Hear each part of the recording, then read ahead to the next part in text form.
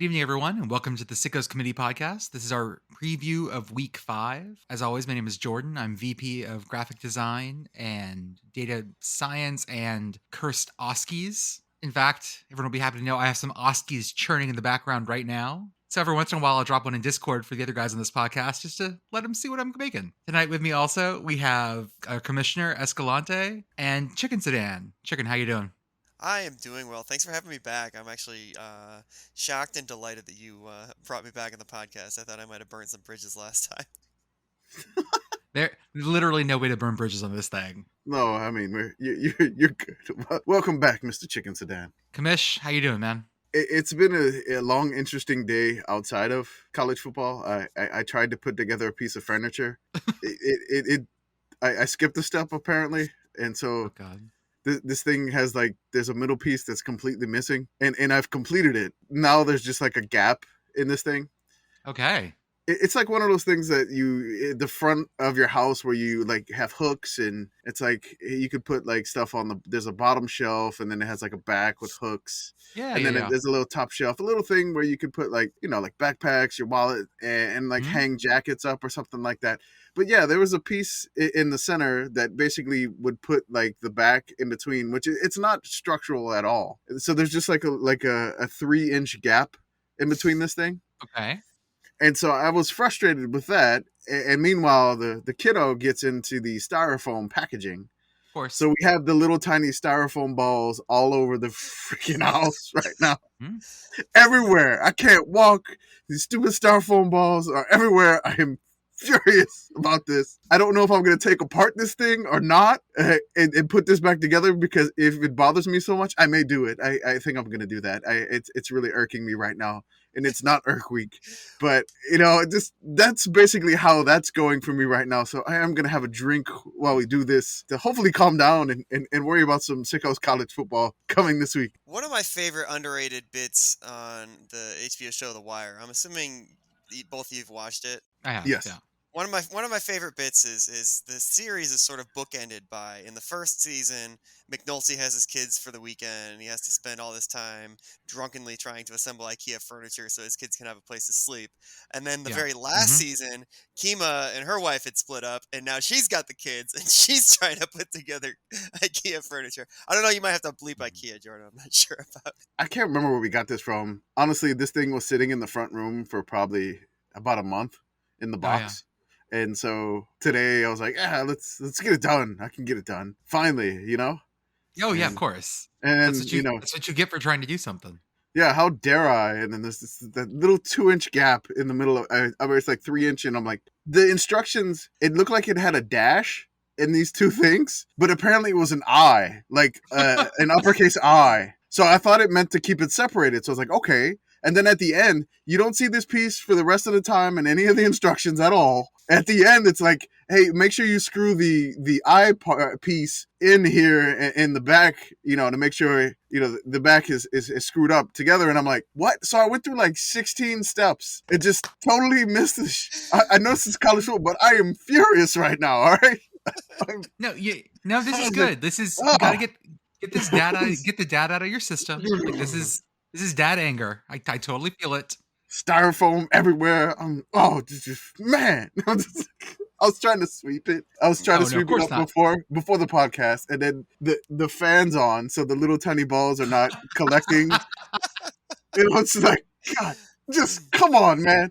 Just so angry right now. So I'm just like, I'm a little furious, but I didn't have much time to contribute to the show notes, but I'm ready to go. I'm fired up. Yeah, no, you are so fired up. You're gonna run through a wall.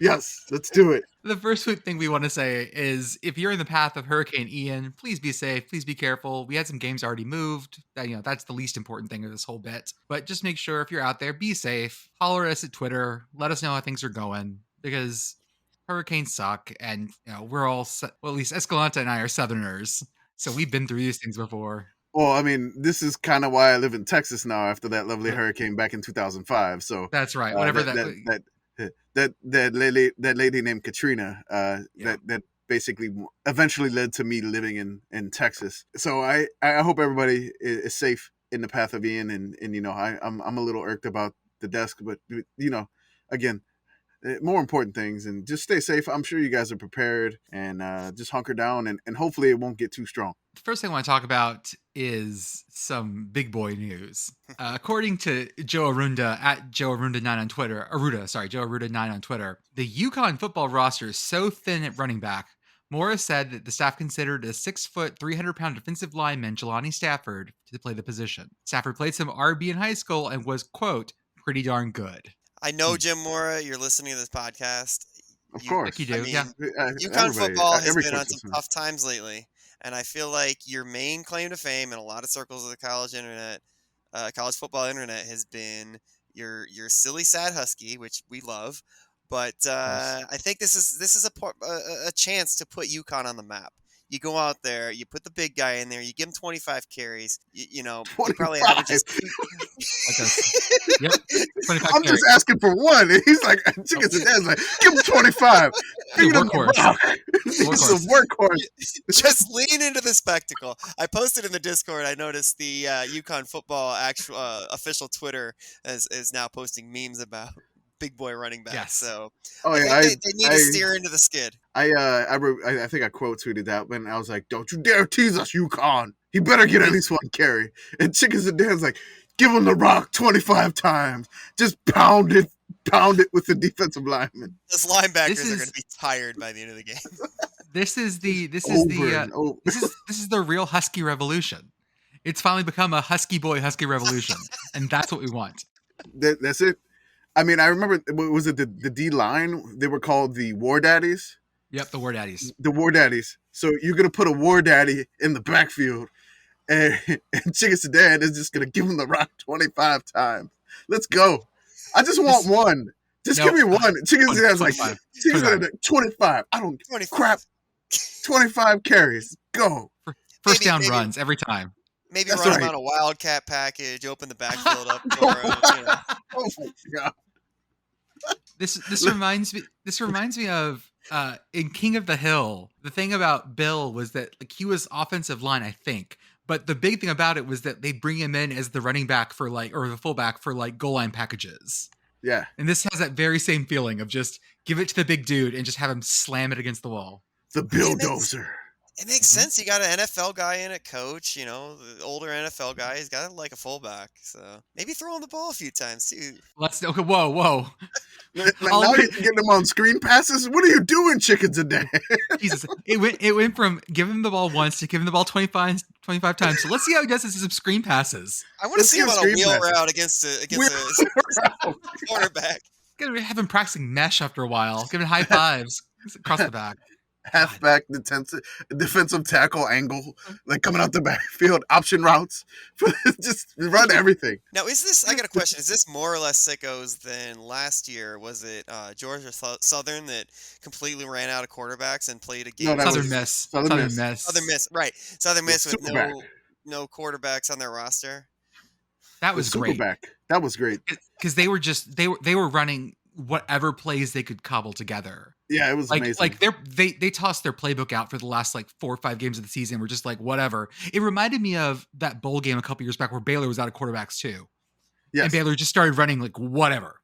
Whatever. I think it was a wide receiver that was their Baylor's quarterback. Yeah, and then Southern Miss was super back, and they had no wins, and then they won twice in a row. Yep. I think the running backs were threw 4 touchdowns against Louisiana Tech. It was great. They got Skip Holtz fired. Hey, that's USFL champion Skip Holtz. Oh, USFL champion. Did you see that Larry Fedora is quitting the Breakers? USFL talk. Larry Fedora, Georgia Tech. Here it goes. There we go. Yo. You know what? Open up for that job or Nebraska. Oh, Larry Fedora, Nebraska. God. Oh God! Don't do it, Trev.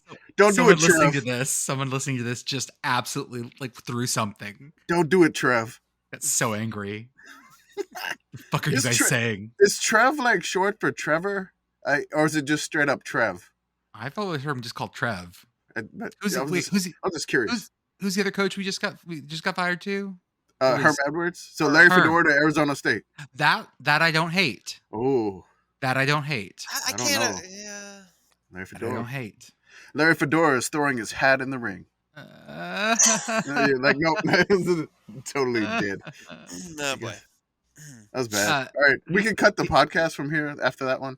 That was great. Yeah. No, just, The other thing I want to celebrate today, someone pointed out, it is Oski the Bear's birthday. He's 81 years old in human time, or whatever number that is in his unknowable eternal suffering as he dreams and sleeps. And yeah. I know there's like dog years. Is there like Oski years or?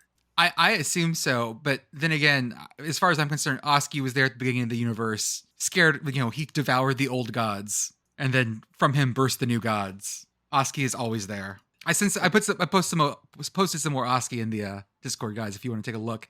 It turned him into a man and a woman in the bottom right there. I'm not sure what that is. Oh, I just found an old picture of Oski, and I'm gonna drop that in here real quick so you can see it. It's pretty cursed. The old one, the old Oski is like, yeah. Oh yeah, Oh god. Yep, that dude is just. I'll post that later on. You gotta run that one through. Yeah, the cop behind him that's ignoring the clear crime over here is he holding a knife? Sure. Mascots back then were. I don't understand why they were all so scary at it. Like, children went to these football games, right? It's a combination of, I don't think we've ever seen this animal in person, and we only have what's available to us out in the middle of wherever we are right now. Could they only like make stuff with like paper mache back in the day? Yeah, I mean that was some of it. Like it's lots of paper mache.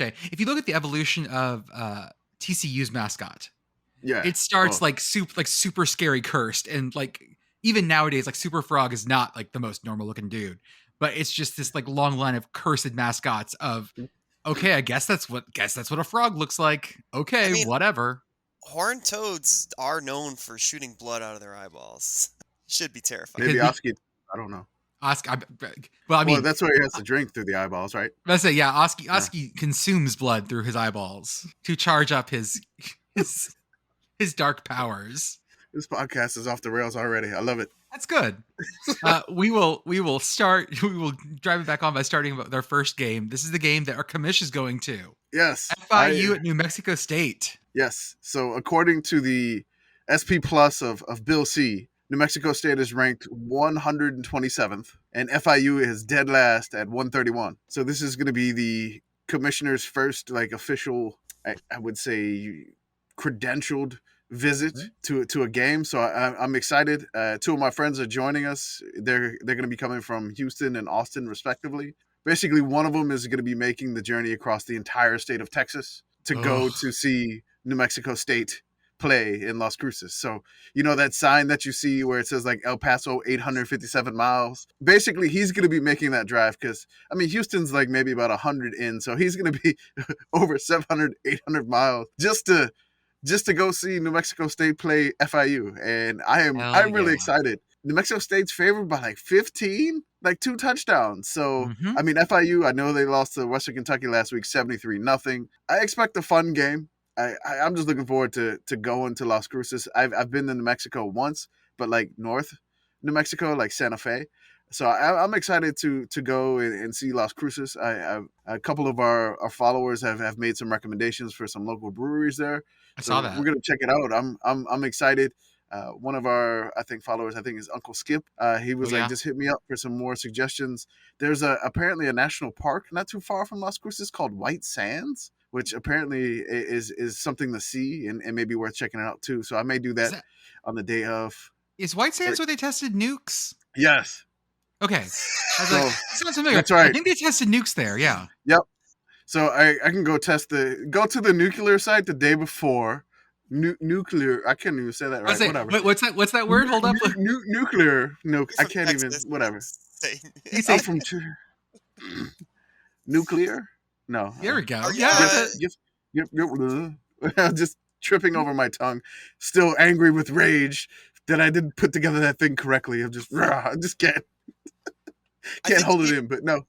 Chairman, I think that people want to know: are you going to be hosting Sickos game day that morning? So I'm going to be taking like my tiny sedan, not a chicken sedan, but just a normal sedan. So we're going to be driving there, and I'll have some chairs. We will have a microphone Nice. and may have a capability to do some interviews. Now, have I ever interviewed anybody in my life? No. It's fine. Hey, you know what? So I People don't know what's going on. learn as you go. That's all right. I'm just going to be like, hey, I am Chairman Escalante from the Sickos Committee. I don't have a question here. How are you doing today? Or so I have no idea how it's going to go. Have we But it should be literally known in the last 2 years? Have we literally known anything what the fuck we're doing here? No, We've we been don't. making things up as we go along the entire I'm just time. gonna make it up. Whatever. I think we may shoot some video. My friend, Andrew, he has the mic and the camera. He said he's been messing around with it, but I don't know if we know what we're doing. But we're gonna give it a shot. We're looking forward to it. It's a night game. It's not like the super late game, so it's like I think at like 7 p.m. Mountain or Central. I don't know because as soon as you hit El Paso, I'm going to Mountain Time, which should be interesting to watch some games too. So we're going to try to go around, and I think we have tickets. Like, it's a very small stadium. I think it's only like 27,000. So it's going to be an intimate. It's going to be an intimate occasion. It's going to be great. I'm incredibly excited to go. I feel like this should be a really good game, and just, I mean, not necessarily evenly matched teams, but basically teams on the same level in the FBS wise. And that's what we love. I love to see it. If this goes well, maybe I'll get permission to go some other games later on this year. By permission, you mean from your wife, correct? From the better half, or so to speak. That's right.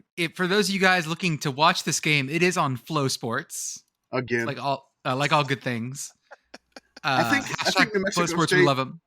We love Flow Sports. They considered us media and allowed us to watch the New Mexico State and Hawaii game last week in that interesting broadcast that we had. But they considered us media, so they gave us a capability to watch, along with the Mr. Bellhaver allowing us to get a subscription, which I'm sure we will definitely use for Sickos college basketball too. Someone has this listed as the over under it being 55. I see no way this game hits 55. I'm just feeling that to me. This, like I said, like Commissioner said, this is two teams that are very evenly matched, and I think that New Mexico State will have the advantage here. I'm looking forward. They had a really good week last week against Hawaii, and I think that we're going to see it again, that they're going to have a really good week. Their total win total for the year, I think, was 2.5. And it's 2.5 at 3.5. They are getting there. Yeah. Next one. This is a Thursday night game. Some games got moved around, so we know of a couple that have been moved. Like, the couple got moved to Sunday. South Carolina State got to move to Thursday. But this is like the big Thursday night game. Is Utah State at BYU? The only question I have, is this a rivalry game? Yeah, I did a little bit of limited research today, Jordan. It is a rivalry game. Okay. They play for the old wagon wheel. Okay. And additionally, the Beehive boot is a sort of like the Commander-in-Chief's trophy for Utah FBS schools. So you have this year, I think we might have all the teams playing. Looks like they did last year in 2021. BYU won the Beehive boot. But interestingly enough, each of these games in the series has its own name. So you have, most folks are familiar with the Holy War, which is the BYU Utah. This is the old wagon wheel game. And then the Utah State rivalry is called the Battle of the Brothers, which apparently is the most played of any of these. So 112 total all-time meetings. Yeah, BYU and Utah get fussy with each other sometimes and then just stop playing for a chunk of times. This should be BYU's game. I don't think State has not looked great. No, this feels like BYU's game. Yeah, they Utah State. They were a little lively against UNLV, but I mean, after getting blown out by the shout out to the Big Sky Conference, Big Sky, Weber State just took it to Utah State, and I don't think anybody saw that one coming. That one basically seems to put a dampen on the spirits of the reigning Mountain West champions, Utah State. Wait, they were the Mountain West champions, weren't they? That's right. They beat San Diego State in the championship game. Things have gone very badly there. Mountain West is pretty bad though. You got Nevada and Colorado State. You got the fact that we're sitting here talking about UNLV being like at the top of that conference, and yes, UNLV looks a lot better this year. However, this is not the Mountain State we have come to know. No. Usually, Mountain State was definitely usually in the discussion of being like the top G5 conference, And Well, that's it's back when not. Boise was good. No, even after that, even after Boise sort of dipped a little bit, Fresno always had a good year. San Diego State had a good year. Utah State, Air Force, like a team would bubble up. There's just Right. no bubbling this time. Right. Air Nevada Force had was some good supposed to be years. it. Nevada had some Like Air good years Force when was Kaepernick was there, and yeah, right. you're right. Like Air Force was supposed to be it this year, and Air Force has looked fine. They aren't that great. Like they shouldn't have lost to Wyoming. That was not. You don't lose to Wyoming and be in the discussion for. It's best tough to go to Laramie, Yes. the highest elevation stadium in college football. At 44,000, not 44,000. Jesus Christ, 4,400 feet or whatever it is. No, it's higher. No, it's higher than that. it's like 7,000. 7,200 feet. Is it higher than Air Force at Colorado Springs? Yes, It is. it Yeah, is. it is. It's the like highest. almost like 2,000 or 3,000 feet higher. It's the highest one is that one, and then I think the second one is NAU, Northern Arizona, and Scottsdale.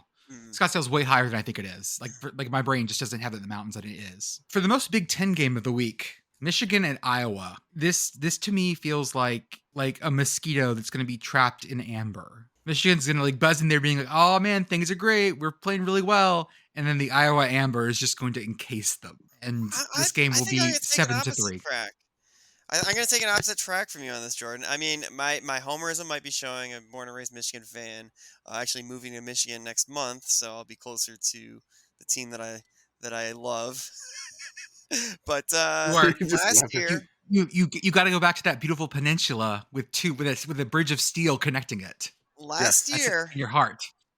Last year, Iowa had a crushing defense, and they lucked into a lot of things. The Big Ten West was a complete fiasco, but Iowa, always known for that crushing defense, and they had it. Everybody thought, oh, Michigan's going to play Iowa in the Big Ten Championship. It's going to be a slog. It's going to take them a while to get moving. They're probably going to win something like a 17-3, and it was 49-0 or 42-0. It was a blowout, yeah. And I thought it was like 40-12 or something.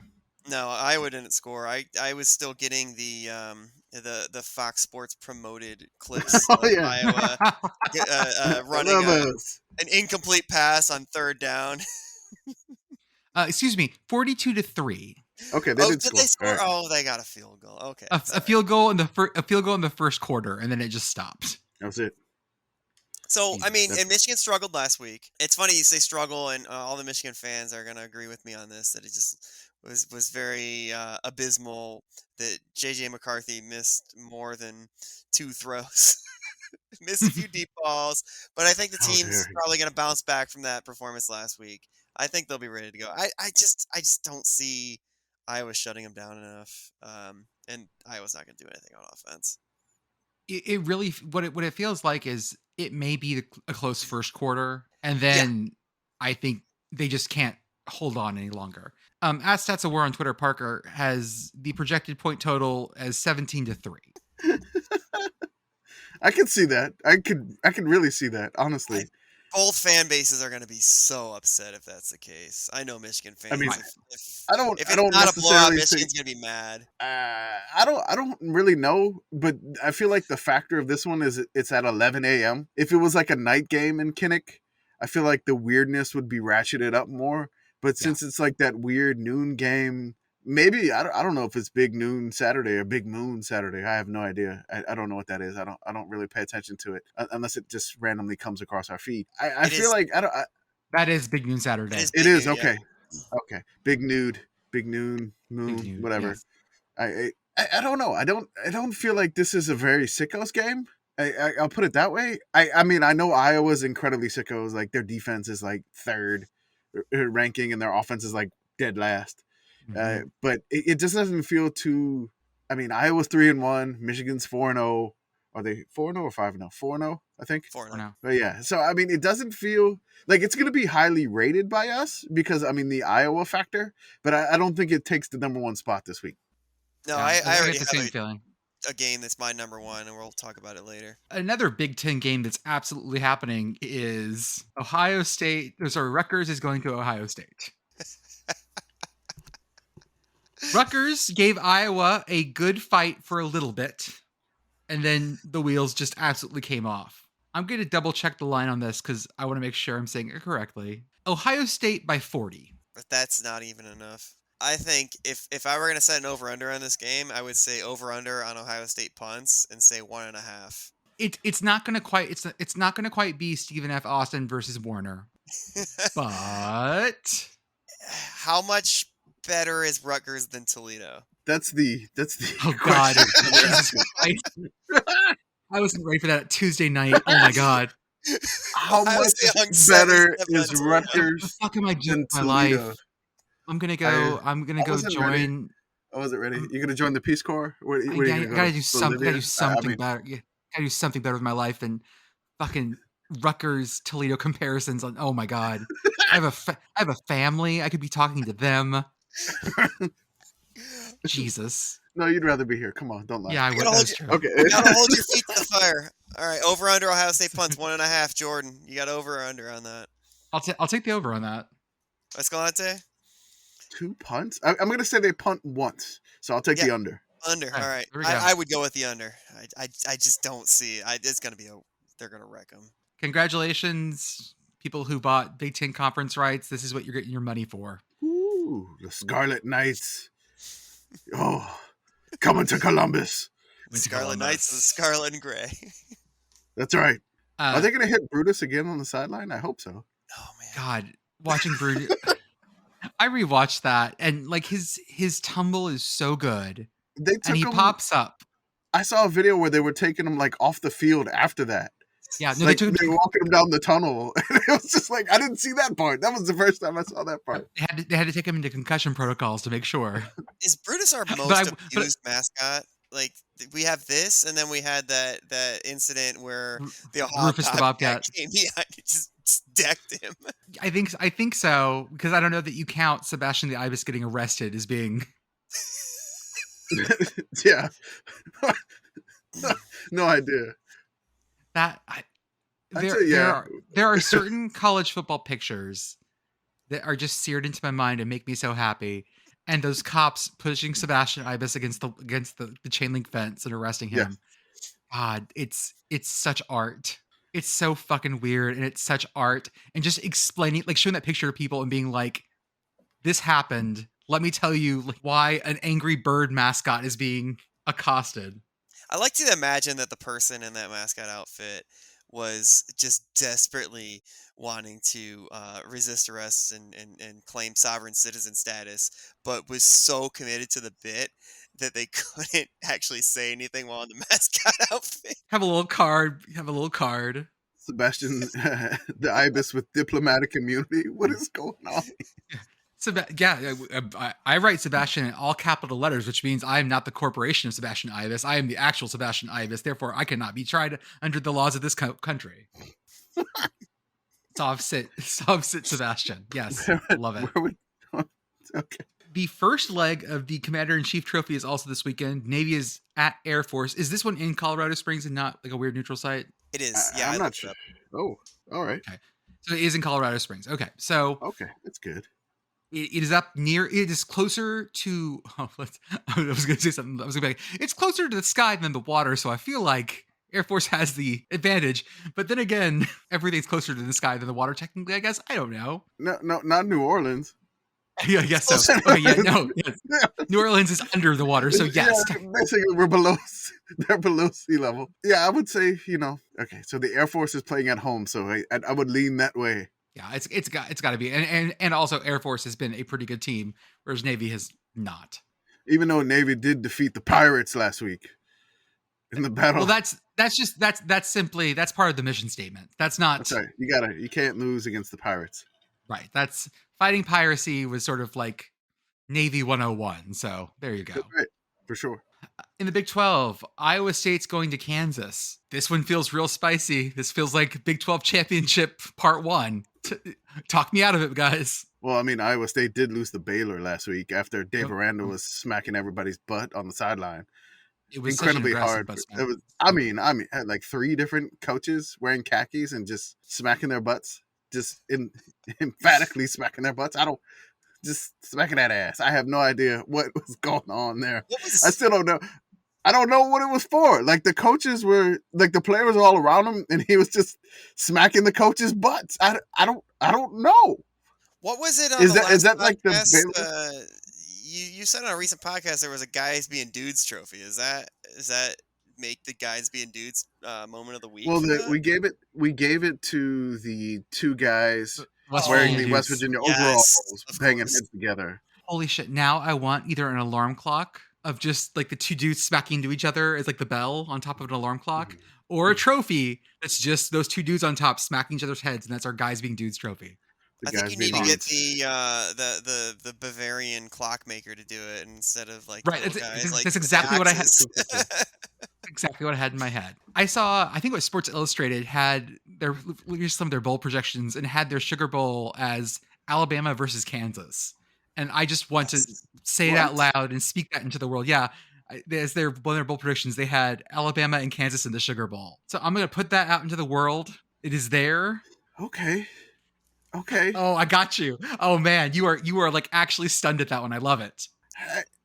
These bowl projections are always weird. I'm not so a big weird. fan of them. I saw one the other day where it was a projection of Syracuse versus Iowa in the Mayo Bowl, and I was like, we're going to Charlotte for that one if that happens. Oh yeah. Definitely for sure. But like Kansas in the Sugar Bowl against Bama, I feel like these are just like clickbaity, and I don't necessarily. But some of them are just like, oh god, I need this matchup. But like the Kansas in the Sugar Bowl projection, I'm like slow down. I feel like that's a little bit too far out of themselves. Let's see what Kansas can do this week. So I'm officially releasing a set of bowl projections this week for Sickos Committee. Then, All right. and what I'm going to do is I'm actually going to just randomize teams and conferences. We're just going to full on randomize. I'll weight it slightly by like how teams like, current records are. But otherwise, I'm just going to randomize and just let everyone come scream at us for something. Sickos Bowl projections. We'll get quote tweeted to hell. I love it. You want to talk about a game that's so fucking cursed this week? LSU's going to Auburn. It's probably going to be raining. I could literally just have a random number generator going and push stop on it. And whatever, like, I'd have a better luck guessing outcomes. I don't even know how you predict this game. I don't know that you could do it without blood magic. So this is not a hurricane. Like they're not actually getting the full hurricane up into. No, it'll just be rain. So we're not going to get the Brian Kelly passing 26 times in a hurricane, which unless the storm shifts, but it doesn't appear so.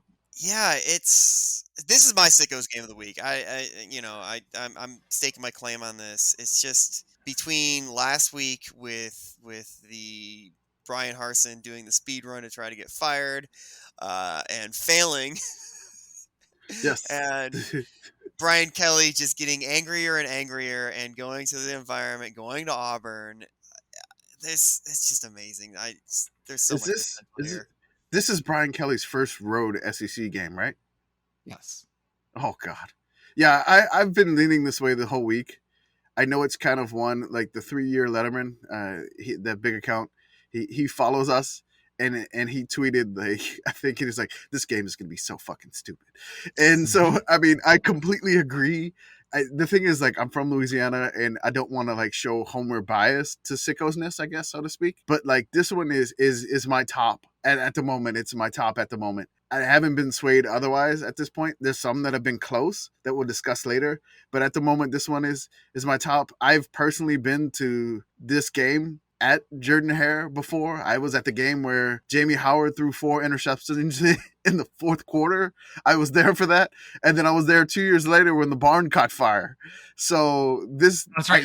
You were at the barn game, weren't you? Yeah. I was, yes. We were sitting in the section, like the barn's on fire, and we could turn around and just see flames coming out the stadium. And I mean, it was quite warm. But, you know, they didn't stop the game. And so there's some weird history. And as you said, nobody could really predict whatever the spread is. Never bet this game. Never. No, why would you do that? Never do this to yourself. You have to be insane to try to bet this game. And then again, like, I mean, Brian Harsin trying to get fired. I mean, it may backfire again.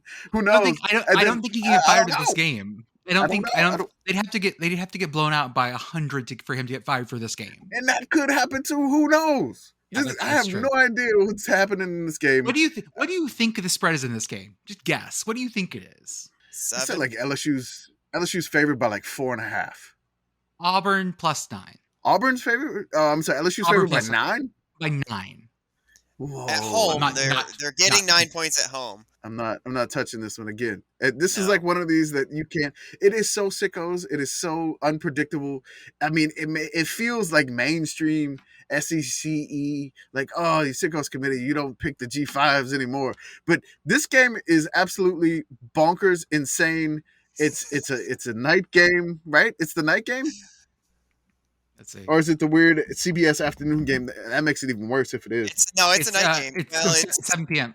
6 7 p.m. oh, 6 p.m. kick. 6 p.m. kick. Oh god, 6 p.m. yeah. local. This has a ton of sickos all over this one. I'll say that. This game is one of those just cursed outcomes, especially right now when you have one of the teams that is absolutely just coming apart at the seams. The other team still looking for their footing. LSU's looked fine, but not world beating. They've had their problems. Auburn looks like Auburn. So oh my God, this is. You put the two Tigers together and just madness happens. Just like it happened with the two Tigers last week. Yeah, last Mizzou week. and Auburn. So many fucking Tigers in the SEC. There is. There's a few. This is not my choice for game of the week. I'll make my argument for my game later on, but I totally see if it goes this way. I get it. Now, there is going to be a monsoon game because I have not heard of them moving this game yet. NC State at Clemson. This is game day. South Carolina has moved their game to Thursday to get it away from this. Other Kansas teams got have robbed again. Kansas got robbed out of game day 2 weeks in a row. I'm telling you, 2 weeks in a row. NC State at Clemson should be a pretty good game. Might be played in like the pouring rain. If that's the case, I don't know who wins this. I think the forecast for Clemson, I don't know what the winds were, but I mean, it's like almost like 100% chance of rain. The storm, if it stays on the current path that it is now, which is weird, I feel like we're actually the literal sickos weather service right now, which is fantastic. Right. So I feel like this one, again, the weather is going to be crazy. It's a night game, I think. Or is it? Yeah, it's a night game. So at like 2 a.m. on Saturday to like 2 p.m., and that's the time when the storm's going to be there. And the game day is evidently going to be there. And so it's going to be windy and it's going to be a mess. Just protect Corso from this, please. That's all I got to say. Oh God, don't let Corso go out in the rain. We've been saying this about another ACC team, but I have to ask the question here. Is NC State good? Again, I have no idea. I don't think they are. I think it seemed like they popped up on a lot of preseason top 25 lists just incredibly high. And I'm just like, NC State, you know, I don't have a big knowledge of the ACC, so maybe I'm going to be surprised by things. Let's see. Let's go over. Let's do the. So they beat Tech at home. That's their best win. Texas Tech. And they almost lost to East Carolina.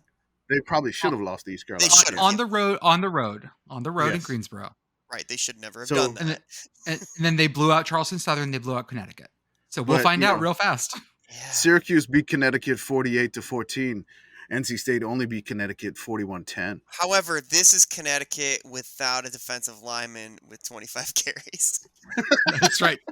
That's not the 300-pound dude running the rock against the wall over and over and over. Yeah. I feel like I keep hearing that Marshawn Lynch thing in my head. He's like, just run into a dude's face over and over. That's what Chicken Sam wants to do with the UConn defensive lineman. Yeah, I'm not high on NC State. I think Clemson, they had their struggles with Wake last week, but I just don't think NC State's good. I'm sorry.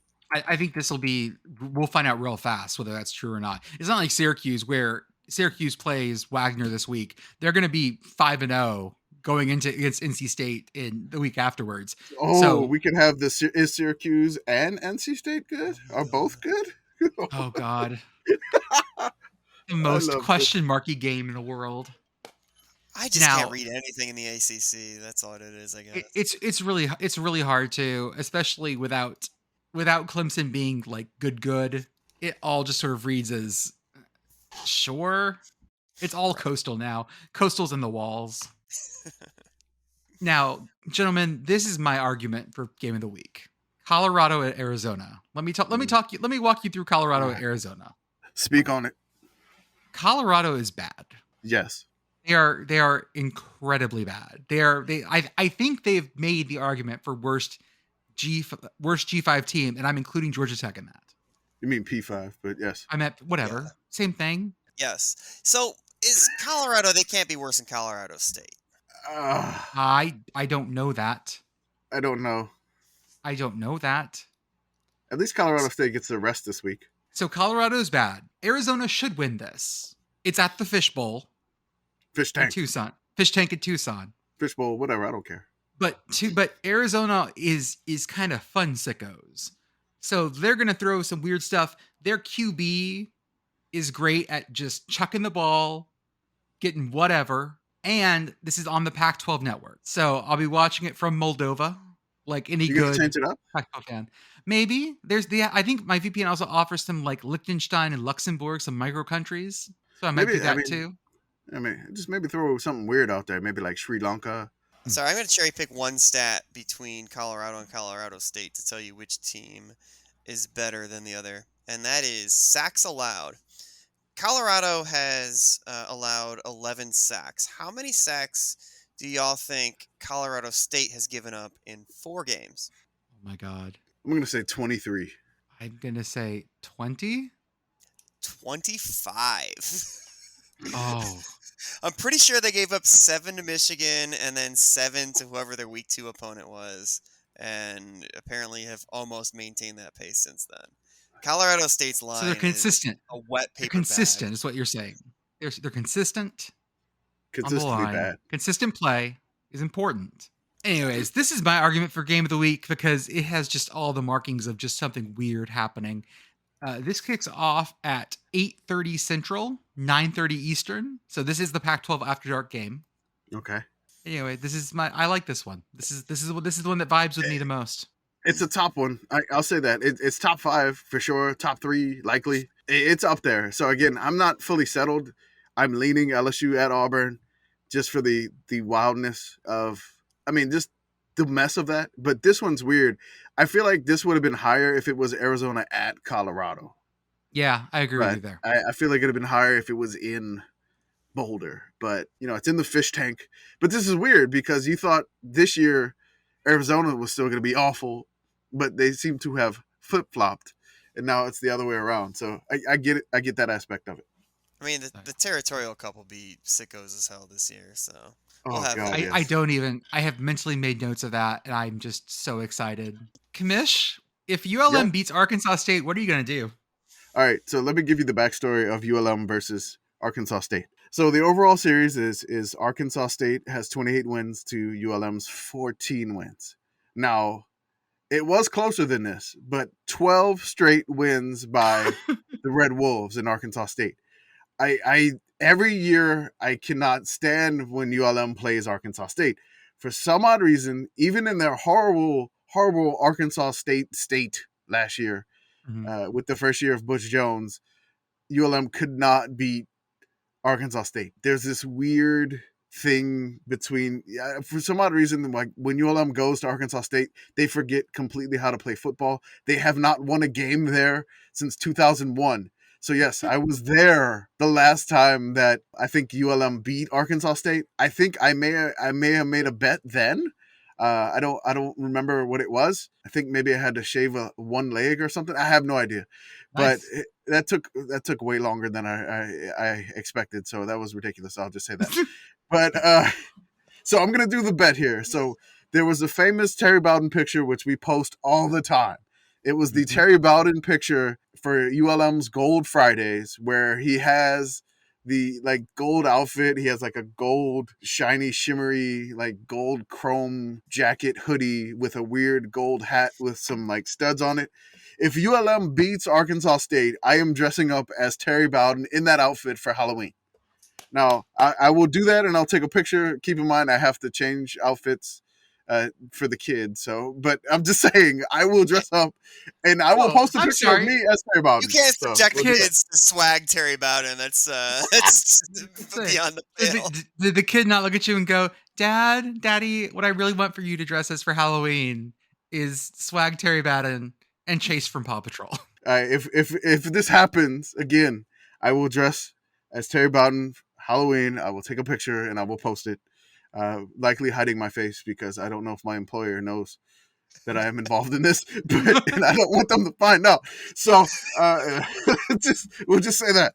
So Yes, I will do that. So ULM, you win. You end this egregious streak to Arkansas Nightmare. State. It's long Please, nightmare. Please, for the love of God, I will dress up as Terry Bowden in that outfit, and then when we post the podcast, we'll definitely post a picture of what is on the line for the commish. Next one up, a trophy that I just learned about today. It is the battle for the Bronze Stalk. Northern Illinois and Ball State play for a trophy of corn. It is the trophy that if you thought of what the Cyhawk trophy should look like, this is what that trophy should look like. Because it's literally just bronze corn. I mean, we It looks saw like what the Cyhawk should look like, and Iowa was too cowardly to put that into action. So we're True. just cursed with the garbage one they have now. But this one, the Bronze Stalk, is legit. It has been around since 2008. That's right. So it's a newer trophy. But this rivalry has been going on since like the 40s. So this is an old game. There is a Twitter account for the Bronze Stalk that's been around since 2014. We follow Location, DeKalb for the past 5 years. Wait, they don't tweet very often, like once a year. That's not true then, because Ball State won in 2019 and 2020. So that account shade is out of. Here the 2 tweets ago from November 11th, 2021, Veterans Day, Bronze Stalk says, "See ya, Muncie. Hello, DeKalb." They did tweet on the 24th. Looking forward to being outside this week. It's the most low effort thing. All right, we're following it. Yeah, no, absolutely follow that. We're 100% following that. Done. I just did it. A game that I'm worried about may actually assault our senses is UMass at Eastern Michigan. Considering the quality of film for these kinds of ESPN Plus games, the Eastern Michigan field, if they wear those damn gray uniforms again at home, it's going to just hurt my eyes. How do you think Don Brown's going to handle the gray? I mean, it looks like his mustache. He's probably very happy with it. That gray is the color of pretty much all of the food that Don Brown eats. Yes, just his well done steaks. No, he's got to be rare. He's eating lobsters and he's. Oh man, he does not runny clam chowder as we made that up. That clam chowder is gray as hell. It's great. Oysters, he probably. Yeah. Oh yeah. Oh, Don Brown with that mustache eating raw oysters. The sound it makes. Yeah, but the mustache works as a filter. If he gets a particularly gritty muscle, this extra salt goes through his mustache. The fucking filter feeder. He's like a fucking whale. He's just filtering the grit out. Oh God. Oh, bring it back together, Jordan. Hold it together, man. This is Commish and vomiting don't get along. Don't do it. Me and raw, like slimy seafood. Oh, ooh. This is also a good Sickos special. Eastern Michigan is actually not awful this year, so I'm interested in seeing how this goes. They got Herm Edwards fired, so they did, and then turned credit, and then turned around and dropped to win this Buffalo. We love the MAC. I feel like this is an old MAC rivalry because you remember UMass was in the MAC for a few years. That's right. That and you know what?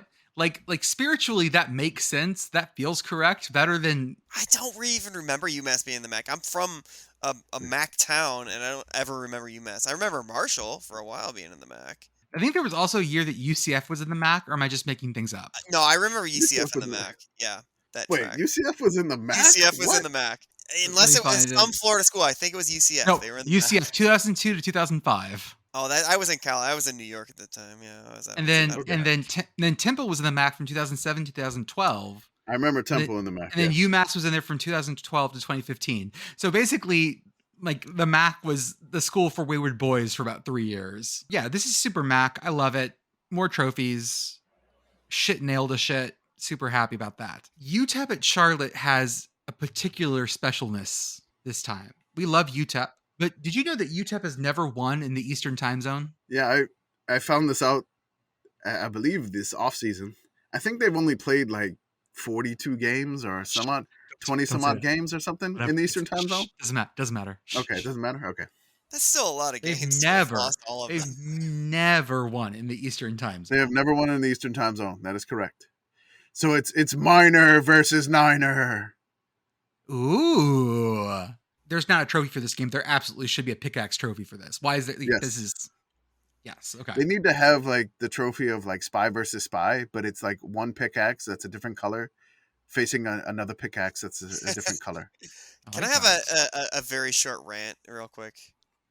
Go ahead. So Go ahead, Dennis Miller. Charlotte 49ers seems like the most stolen valor of all mascots. They name their team the 49ers, and the imagery and the mascot and all this, to my knowledge, is based on like the Gold Rush, the 49, all that stuff. But it turns out the only reason they're called the 49ers is because the school started in 1849. And so they just claim that as their mascot. And they just like did all this stuff to make themselves the 49ers. It's stolen valor. I don't abide by it.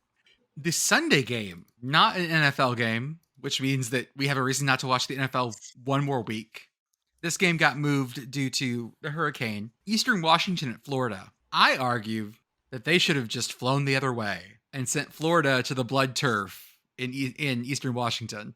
I think my favorite reaction to this suggestion of yours, that people didn't realize that Eastern Washington had a blood red turf. And so like, I mean, there was so many replies like, my eyes! like nobody, like not everybody knows about this blood red turf. So, and then we went on the weird colored turf thing that we always seem to do, which is always fun, because there's another one that we've never seen, always posted in the thread. Like I think that HBCU, like that light blue field. Yeah, that was, I think was never seen that before. Yeah, it was. I've never seen that. I've never seen that one before. That one was an article from this year, so I think it's brand new. Livingstone. I'm sorry, Livingstone. It's a Division II HBCU. It's a great field. Have you guys ever actually tried to watch an Eastern Washington home game? Like, have you ever tried to sit through one? Yes, I do all the time. It's hard to watch. It's actually hard to watch. It was. I think there was like one week last year that I was just up watching the games, and there was only like one P5 game on, and then there was an Eastern Washington game on, and I kept just annoying the followers that we had at the time. But like, hey, here's another highlight from the red field. just throwing it out there just to be. But it was a wild game that I was throwing out there. It was just back and forth, Big Sky football. Oh yeah.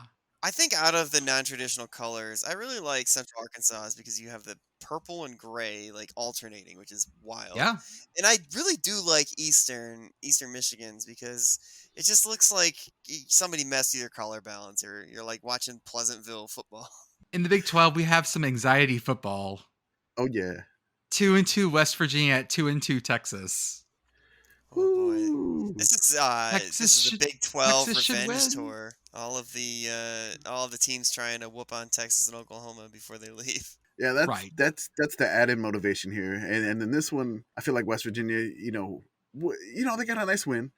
They weren't playing great, but this is the one where I feel like if Texas loses this one, like the despair of their fans will just skyrocket. Like the loss to Tech irked them, but it's Lubbock. Yeah. You're away.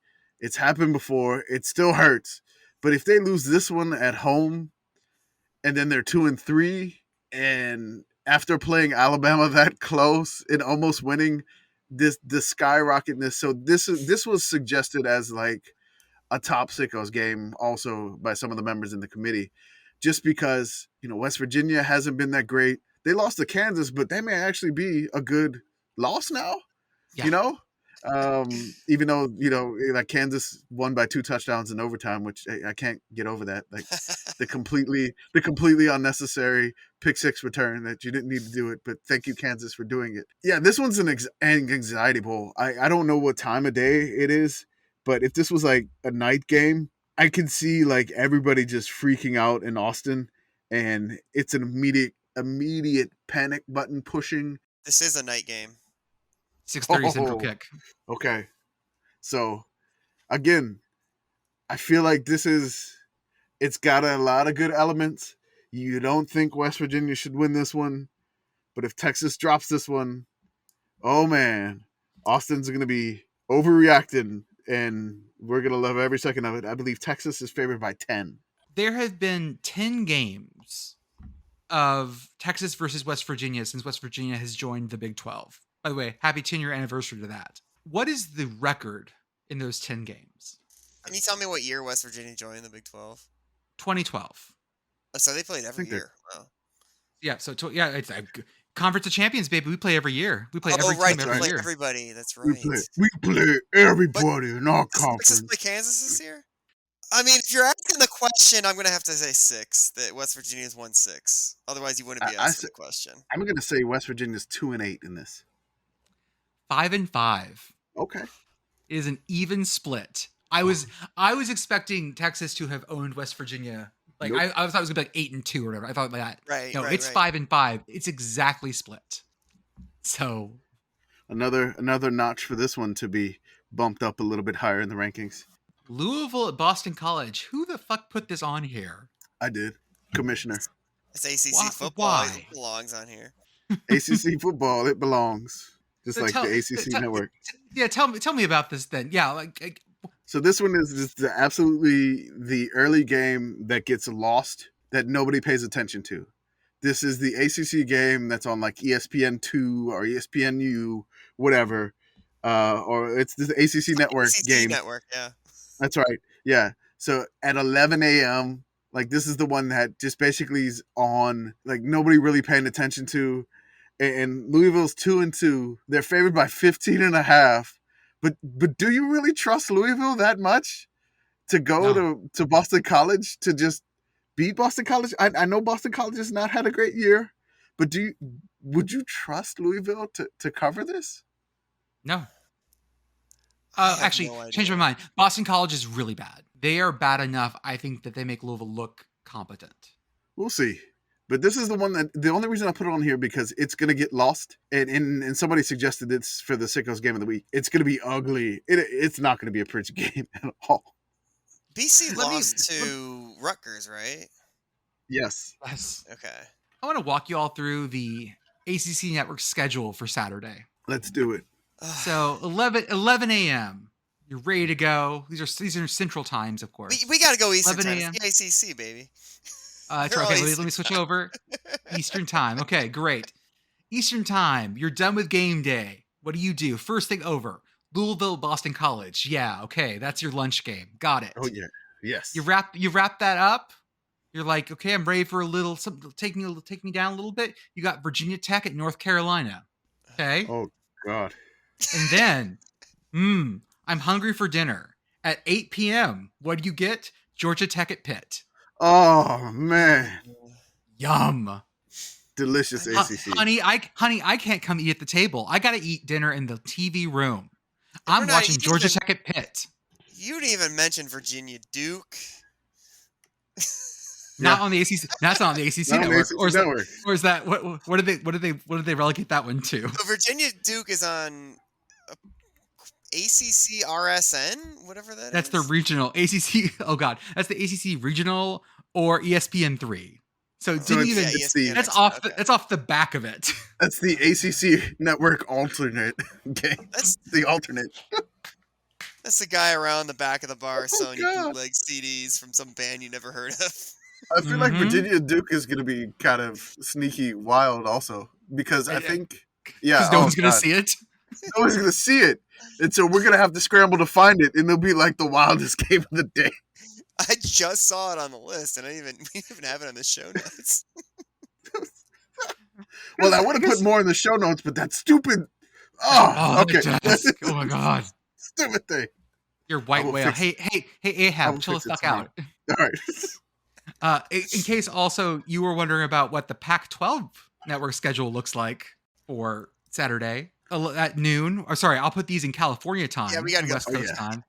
California time. So at 9 a.m. with your brunch, oh baby, you're getting Oregon State at Utah. No, hold up. Wait, hold time out.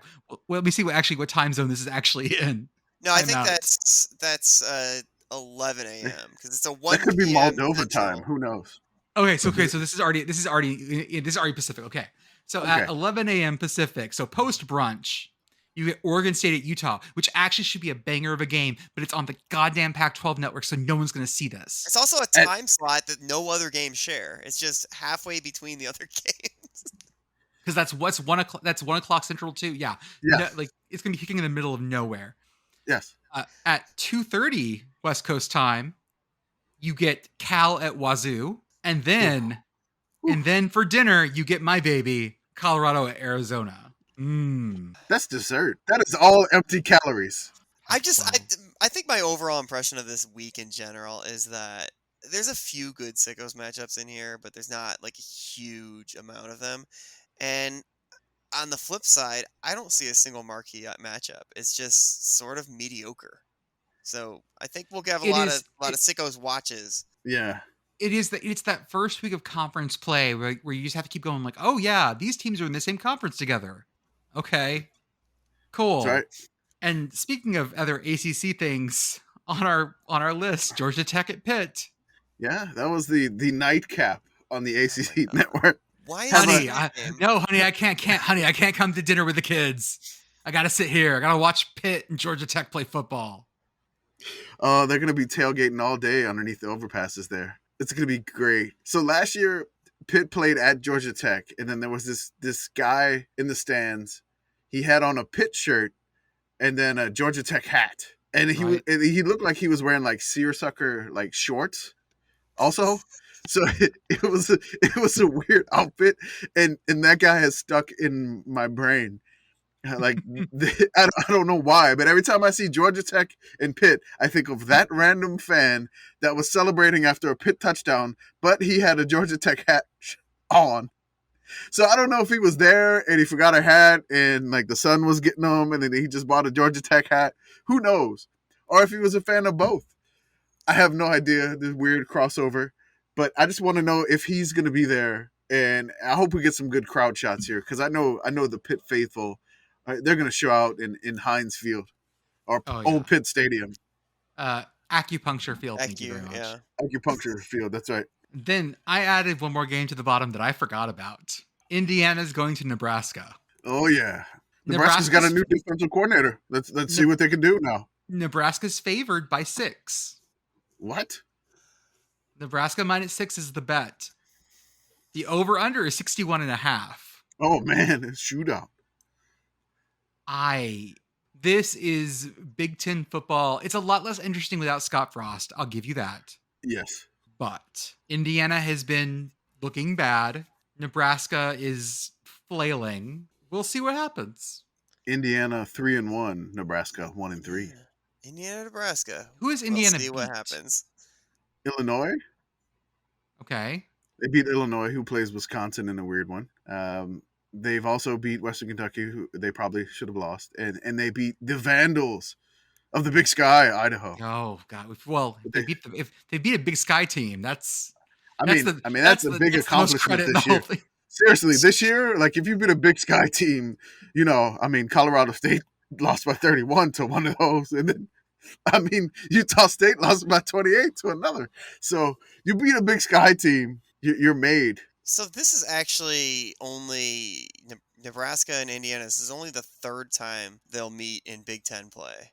Because of the stupid rotations. Yeah. No, yeah. So in 2016, Nebraska beat Indiana. 2019 was a 1-score loss. That Nebraska lost. Scott Frost with a 1-score loss in 2019 to Indiana. So here's a couple more games that we didn't have on the show notes because again I'm fighting with furniture. You got Michigan State at Maryland. No, it's going to be in October, right? Now Maryland's favored by 8. That sounds right, honestly. Now here's another one: Bowling Green at Akron, both 1-3. But Bowling Green has the transitive wins though. Bowling Green has an impressive pedigree. Well, they got the transitive wins after they lost to Eastern Kentucky. It's fine. So. Hey, no one cares about that. Don't talk about that part. They've beat Notre Dame technically, okay? Technically, that's right. I think another one that we missed here: A&M at Mississippi State. Yeah. Honestly, that might be one of the more intriguing. I think A&M, Mississippi State, and Michigan State, Maryland are sort of the same game. Not for the same reasons, because Oh Maryland no. actually has an offense, and I don't think any of the other teams do. But they're the same, like, we're talking similar level teams that I think we're power levels of these teams are pretty similar, and it's really going to tell you a lot about each team. By the way, it was Chicken Sedan that said Mississippi State and Texas A&M are on the same power level. It wasn't me. It wasn't Commish. When you send your dog death squad after him, Dog it's Death him. Squad. Is Mississippi Revelese State- Warriors. Did I Rev mess Team up? I'm 6 shows sorry. up. Rev Team 6 shows up and smashes in your windows. The Reveille Renegades Oh, coming I after think you. when you said Dog Death Squad, you were talking about the Bulldogs, and you were thinking that the Klanga folks are going to come after me for disrespecting Oh no, them. Klanga. Oh no, I'm God, fine. whatever. I'm fine disrespecting A&M. That's A&M, there no you go. problem there. Uh-huh. Man, A&M 3-1, Mississippi State 3-1. Basically the same team. I've said this. Basically, they're both It's maroon cold and where white. they can't come for me. They Scott played Frost? in the Frost. all-time Sickos Independence Bowl game in the snow.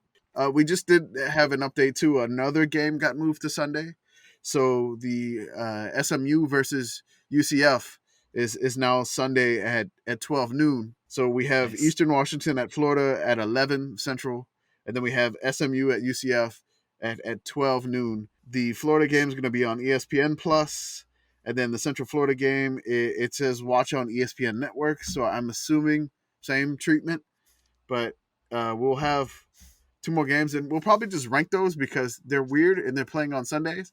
And again, we hope everybody is safe in the hurricane, and you have enough supplies and everything, because I've been through a few of those, and I've ate them MREs, which apparently they're like 6,000 calories, and you're supposed to eat like one a day, and I was eating like one for every meal. I put on a little weight after the storm. I'll just say that. I was It's just like, how am I hurricane weight. gaining all this weight? I got hurricane weight. Well, I mean, like, Yeah.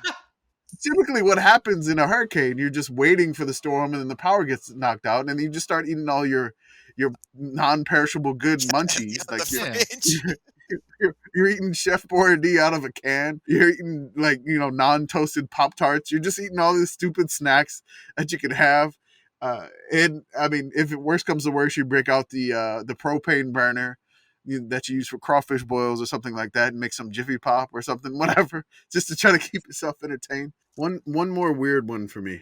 You know who's been hanging under the radar a little bit in the Big Ten? Minnesota. A lot of teams. Oh no, Minnesota's been really good. They've been Have they? really good. Yes. Yeah. Yet rather quiet. And guess who comes into town? Purdue. Wisconsin? Oh. Purdue, Ooh. the Boilermakers.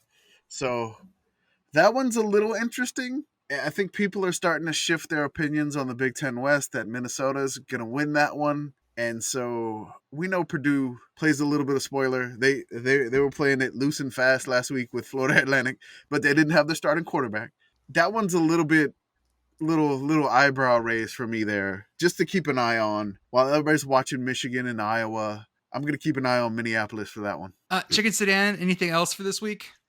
Yeah, I got one thing, keeping with some tradition that I started for last time I was on the show, that I'm going to do a little shout out to a internet curiosity that I think would be of interest to a lot of our listeners. I don't know if either of y'all watched the NASA probe, where we sent a probe that's they said the size, I think they said it was the size of a washing machine, and hit an asteroid the size of a football stadium. I saw that, yeah. Which is wild. So, but there's a few accounts that I've seen popping up that have just amused me on this. First, there's one for Sue the T-Rex, who's tweeting out, gloating about getting back at the asteroids. But the other one that I think was funny, and I think this is probably a dead account now, because I think it was We lost someone it. tweeting in real time, is the asteroid got angry. Probe. Asteroid got angry. Probe.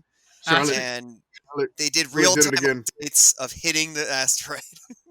You started cutting out. The asteroid got angry. It found out. Oh, I'm Look, sorry. Yeah, so there's the account at Dart Probe, and all their tweets are from September 26th. Very first tweet: I'm about to ruin this asteroid's whole career. And just progressively tweeting as it gets closer and closer. Pretty funny. My favorite one from that account is his second to last tweet. Quote, This one is for the dinosaurs. Avenge me. Okay, this is great. No, the thing about NASA is like I don't really pay attention to NASA too much. Like I don't follow NASA news. And then I opened Twitter the other day, and it's all of a sudden they're shooting stuff at an asteroid. I'm like, what the hell, NASA? Like, where is this coming from? Like, I'm not even paying attention. They're like every month or so they're doing something incredibly wild that I feel like I need to be paying more attention to NASA. And like I'm like they're shooting washing machines at football field asteroids. I mean, what is going on? I mean, it's just an amazing achievement, but just funny. Yeah. You got anything else this week, Commish? Nothing. I'm just hoping for a safe drive across the entirety of nothing of West Texas. I've driven to Fort Stockton from San Antonio. It's about 4 hours of absolute nothing. The only thing on the way I can think of is a town called Junction, which A&M fans know from the Junction Boys. That movie. What was it? Tom Berenger playing Bear Bryant. Yep. Having the A&M Aggies out there in the heat in Junction, Texas. But there's really nothing there, honestly. There's like a school and maybe like a gas station off the interstate. There's nothing. Fort Stockton has like 4 exits. I've never been past that part on Interstate 10. So I look forward to completing my entire Interstate 10, ride across Texas, which I haven't done it yet. I've gotten to Fort Stockton, but I'll have a little bit more time. Come up short, yeah. So I'm looking forward to going out there. I've never been to Las Cruces. I've been to like El Paso on train, but I never got off the train. So I've never done anything in Las Cruces. I'm excited. I look forward to seeing New Mexico State. I know they have passionate fans. They have their own like broadcast network called Aggie Vision. So I know it's a small school. I know it's essentially in the middle of the nowhere, but I'm excited. I look forward to this game. I hope they put on a good show for us, and I'm going to try to interview some people. And again, I don't know what I'm doing. So I don't know what I'm doing here on a podcast either. So just having fun out there. On my side, the State Fair of Texas opens this week, so I got to figure out a time to go and sample all the... Let's go. I want photos of this weird... I want the weird food that you're going to get. What was the one that was called Fat Elvis or whatever? Yeah, the Fat Elvis. It was like a fried donut and peanuts and bananas or fried plantains. Yeah, it's great. Do it. I want you to get the Fat Elvis. Whatever that and the trip to the ER afterwards. We're like, oh my left hand's tingly. Oh God, this is it. I'm sure they have that on site there with Big Tex. Probably do. Big Tex with the giant paddles. Clear. A gout trauma center. Well, gentlemen, have a good week, and listeners, we will see you after week 5. Have a good one, guys. Oh, stay tuned for the poll.